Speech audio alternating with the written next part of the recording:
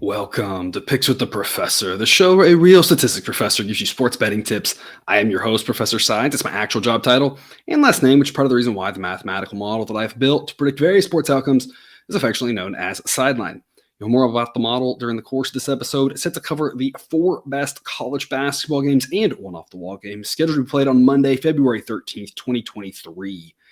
In case you're new here, check out the webpage on the banner. It's www.pickswiththeprofessor.com/new for some explanations and community rules.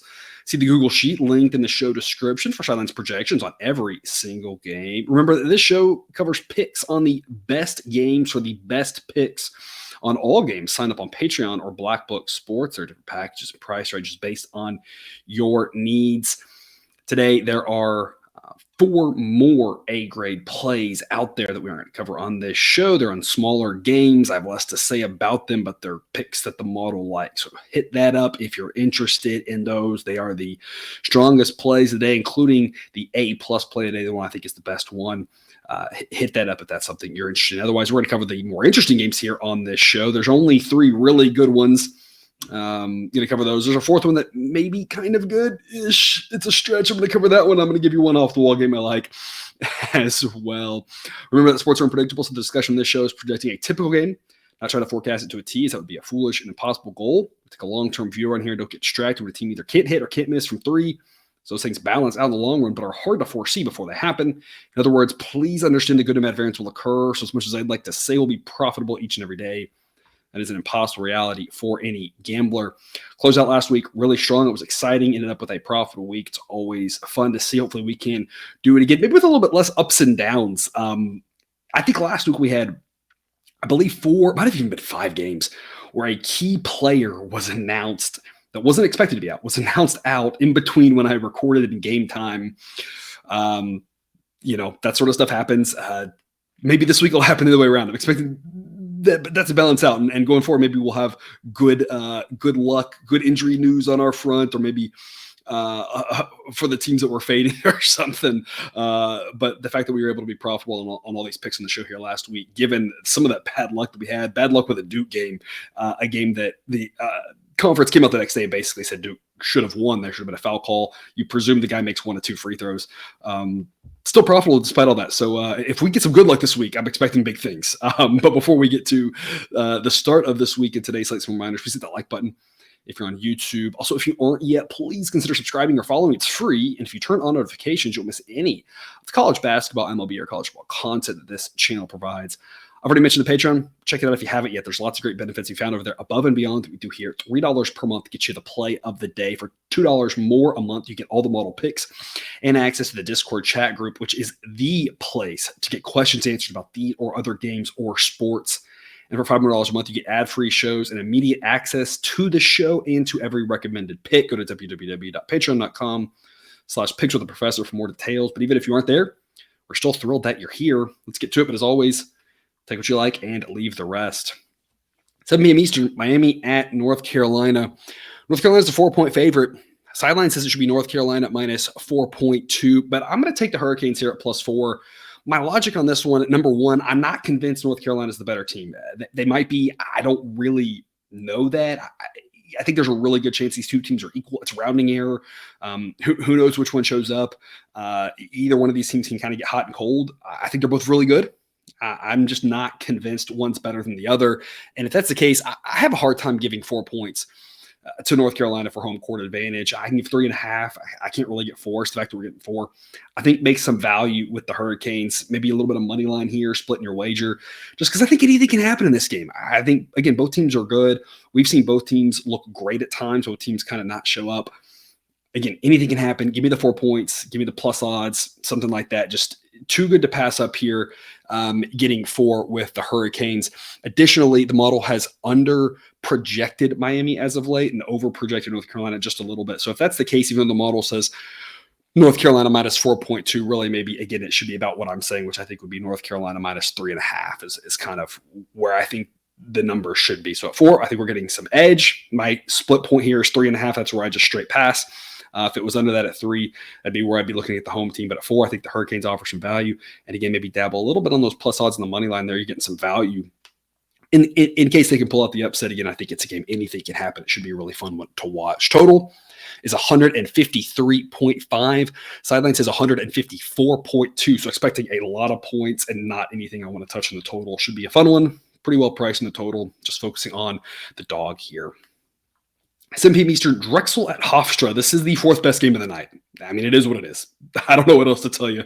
The only other thing that really should be on your TV, unless you've got a specific wager on it here in the 7 p.m. Eastern slot, I'm going to grab the 11 points with Drexel. It's an A-grade play according to the model. It's one of 5 that we've got here today. Again, for the other 4, hit up Patreon or Black Book Sports for those other 4 A-grade plays. Sideline says this should be Hofstra minus 8.5. They're definitely the better team, and they're at home. But 11 is just way too many points. There's a lot of value here grabbing all of these points with the dog. You've got a Drexel team that plays really slow, and their defense matches up pretty well with Hofstra. Both defenses are reasonably decent. They're not bad. Obviously, Hofstra has a huge offensive edge, but given the fact that Drexel knows that they're big underdogs in this game, that they can't match up offensively, they do not want to get in track meet. They're going to take the air out of this ball, and that's going to make the plus 11 that much more likely to hit, just because we're going to really minimize the possessions, grind it out, slow, ugly basketball. Again, it's the 4th best game of the day, but aesthetically, it may not be a lot of fun to see, because like I said, I really expect Drexel to slow this thing down as much as possible, knowing that they just can't match up offensively on the road with Hofstra. That, though, keeps it around 7, 8, 9 points, maybe 10, something like that. But plus 11 is some great value here on Drexel. I'm grabbing the dog and all 11 points. It's a huge edge. Hofstra's been playing really well as of late. Drexel has been a little bit disappointing, but I still think it's 11 too many. Model says 8.5. Even when I consider that, maybe I could see this out to 9, maybe 9.5, but 11, just way too much value here. Again, I think upper single digits, maybe 10 is a pretty reasonable spot. You never know how the end of the game will work, but again, the good news here at plus 11 is we shouldn't have fouls get us past that. So as long as Drexel can just hang around and make this a boring game, plus 11 makes a lot of sense. Told you I think that Drexel's going to take the air out of the ball. That kind of leans you to the under. I think the under's not a terrible look here right now. The number's 135. Model says 133.6. It's not a big enough edge for me to play, but it is something I have my eye on here. Again, I just don't think there should be a lot of points in this game, because Drexel, if they have any chance, has to really just kill the tempo in this one. So 135 might be a few too many, so I kind of lean towards the under. To the 9 p.m. games, West Virginia at Baylor. West Virginia, I don't know if their specific travel arrangement. Somebody here may. They were in Austin on Saturday. I have to assume that they stayed out this direction, given that Austin and Waco are just a couple hours apart from each other. If they flew back home for Saturday and then flew back out here, that seems kind of crazy. So we're now into that territory. It's no different than what I talked about last week, where I faded Texas at Kansas in the same spot. That it's really tough for teams to do this. We see it in the Pac-12. It's not that it's impossible to do it. We see sometimes in the Pac-12, sometimes the team is able to win the second game of the I don't call it doubleheader, but of the pair here, where they're staying out on that road trip. It's just difficult. And I think it's easier for the Pac-12 teams because they do it every other weekend. They're at least kind of used to it. Some of them, other conferences have done some similar things in the past, but most conferences don't. The Big 12's got a couple spots like this probably to help for travel, but they don't do it all the time. It's not an extremely common thing here. It kind of only happens on these Saturday, Monday things. So each team might do it once or twice a season. It's just weird. It's awkward. It's more like what happens in the tournament. But in the tournament, both teams are dealing with that, so it kind of evens out. It's a huge edge for the home team here because Baylor's not doing that. They did play a really emotional, tight contest against TCU on Saturday, but they're able to, it's a short drive back to Waco. I think they should be rested and prepared for this. West Virginia, I don't think they're as bad as that appearance that they had in Austin where they got drubbed. But as I mentioned then, the reason I took the Longhorns in that game, laying a number around this, is just, I just don't think they match up with these top teams in the conference. They can win at home, but just like I said against Texas, West Virginia lost at home. I didn't think they were going to win on the road. They lost to Baylor at home. I don't think they're going to win on the road. I don't think they lose by the 40 or whatever it was. I stopped watching that they lost to the Longhorns on Saturday, but I think Baylor can win by around double digits on this one. The model only says 6.8, but as I mentioned last week with Texas Kansas, the model isn't taking into account this weird situation because it doesn't have enough data to really look into the exact spot here, but it's a tough spot for West Virginia.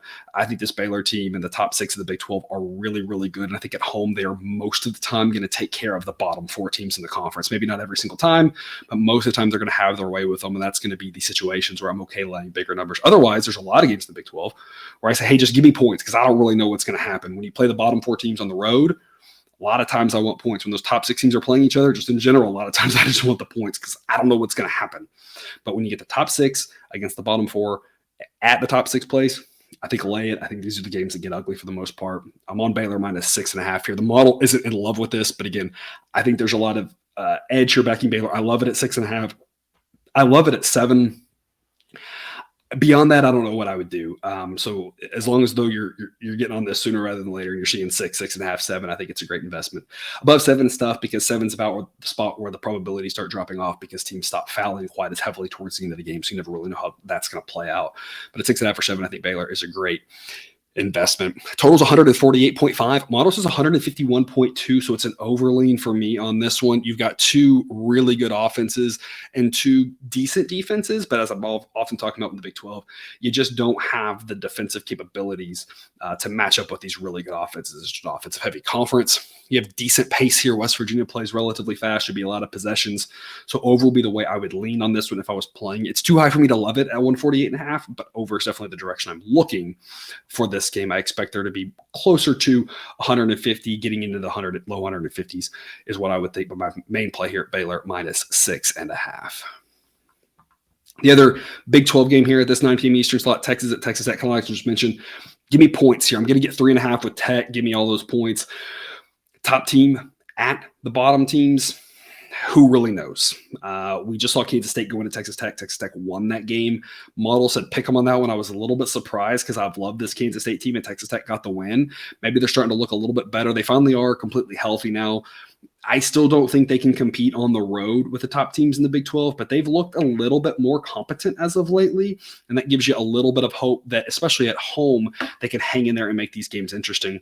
Obviously, this game's lost a lot of its edge with Chris Beard not being the head coach at Texas anymore, given that he was at Texas Tech. But I still think, in general, when you talk about Texas Tech, they do not like UT. A lot of these Texas schools don't really like each other very much. So there's still going to be plenty of intensity, plenty of fan hatred, especially a late game. Crowd in Lubbock notorious on these late games for being very rowdy. Great crowd, great atmosphere. I expect nothing less, even though Beard's not there. They still don't like Texas. They still want to win. As I mentioned, Texas Tech still, not completely out of it for the tournament. The Big 12 is extremely strong. They get a couple wins here, and all of a sudden they're up to 9th in the conference, up to 8th in the conference. They got an outside shot depending on what they can do here down the stretch. Time's running out. They got a great win against Kansas State. They pull off a few more wins here. They got a shot at making the tournament. So their season isn't over yet. So it's desperation time for them to really get it going. They just have really no room for error at this point. It's a game they got to win if they want to have any chance of playing in March. I think they can hang around. I don't know if they pull it off, but 3.5 points or money line, I think makes a lot of sense. I'm treating this game just like I am the Miami game. Just too many points, splitting a little bit on the money line. I think Tech might win. I think they might not. I liked backing Texas here. I backed them against West Virginia. I thought that was a great spot for them. I think they're just overvalued in general. I think it was a great, again, time to kind of zig and zag and back on, but I think now I'm kind of back on I think they're going to be a little bit overvalued after that. Model says that this should be Texas minus 3.7, but I'm not really buying that because I think what we've seen from Tech, again, as of late, just a little bit more competence here these last week or two. Really, I think this should be about 2.5 to 3.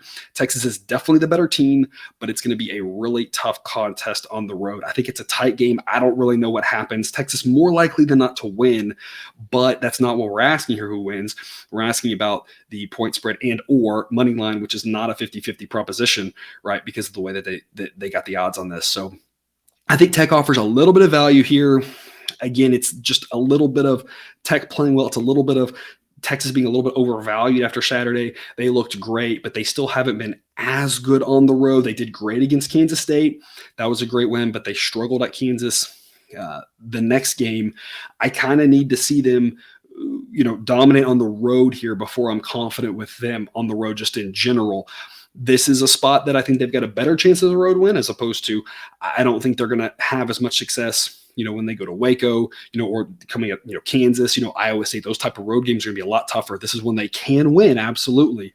But I just think Tech can hang around, and at that point, I think the 3.5 just offers some value. So I'm going to grab the points there with the Red Raiders. Total is 145.5. Model says 146.1. So it's a pretty well-priced total, in my opinion. I will say, however, both of these teams have gone over a little bit more than expected here in the last month or so. And so given that, I would be looking at over if I was going to play this total at all. Which takes us to overtime, looking at some other games of interest here on the slate. One that might not catch your radar, not one of the A-grade picks, one of the B-grade picks in the model, though, but I really like it, is Southern laying 6.5 at home against Texas Southern. Southern's been pretty good to us this year, 15-5 backing them. Texas Southern, we've been pretty good fading them, 10-3 fading them. We've backed Texas Southern 10 times. They've gone 3-7. We backed them. So even when we're backing them, they're not covering. Texas Southern's historically been a really good team in the SWAC, but this year they just aren't quite as good. They're 8-17 on the season. Again, if you put the math together, what I said earlier, they're 6-17 against the spread. They're still getting too much respect. They're just not a very good basketball team. Southern is pretty decent. They're not great, obviously, but they're a team that if they come out of the SWAC playing in that round of first four, they'll be able to hold their own at least. They're not terrible. At home, I think they pull away in the second half. I think they get a double-digit victory. I like them -6.5. Model says 8. Like I said, I think 8, 9, 10, 11, 12 in that ballpark makes a lot of sense for this one. I just don't think Texas Southern has the horses in order to keep up with Southern. There should be a lot of pace in this game. Not great offenses. So we're going to have a lot of pace, but the total is only 142.5 because of the fact that these offenses aren't very good, but there should be a ton of possessions. And that bodes really well for us because in a game with a lot of possessions, the better team is going to get to show that they are better. And again, it's not that Southern is great, but their offense at least is meh. Not good. Their offense is not good versus Texas Southern's offense, which is terrible. And so when you get more possessions, Southern's going to kind of just score accidentally. They're at home.